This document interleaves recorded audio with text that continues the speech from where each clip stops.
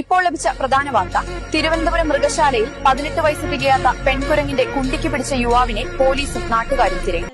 ഇനി സങ്കടപ്പെടുത്തുന്ന ഒരു വാർത്തയിലേക്ക് ചെല്ലാം. ഹാൻഡ്സ് വെച്ചിട്ട് പവർ കിട്ടാത്തതിനെ തുടർന്നു യുവാവ് ഹാൻഡ്സ് വെച്ച് പുട്ടുണ്ടാക്കി കഴിച്ചു മരണപ്പെട്ടു.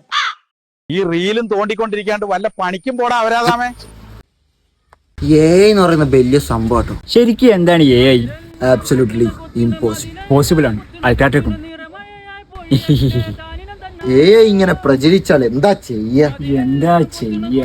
എന്താ ചെയ്യ? എന്താ ചെയ്യ? എന്താ ചെയ്യ?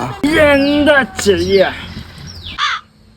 എടാ ഈ AI വെച്ചിട്ടില്ലേ ഈ ഉപ്പാനെ ഗർഭിണി വരെ ആക്കാൻ പറ്റും. എടാ പൊട്ട, എന്റെ ബാപ്പ ആണ് പ്രസവിക്കൂല.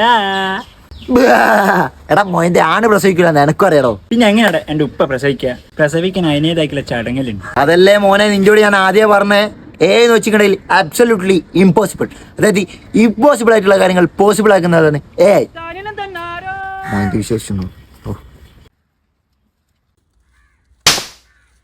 തിരുവനന്തപുരം മൃഗശാലയിൽ 18 വയസ്സ് തികയാത്ത പെൺകുരങ്ങിന്റെ കുണ്ടിക്ക് പിടിച്ച യുവാവിനെ പോലീസും നാട്ടുകാരും തിരയും.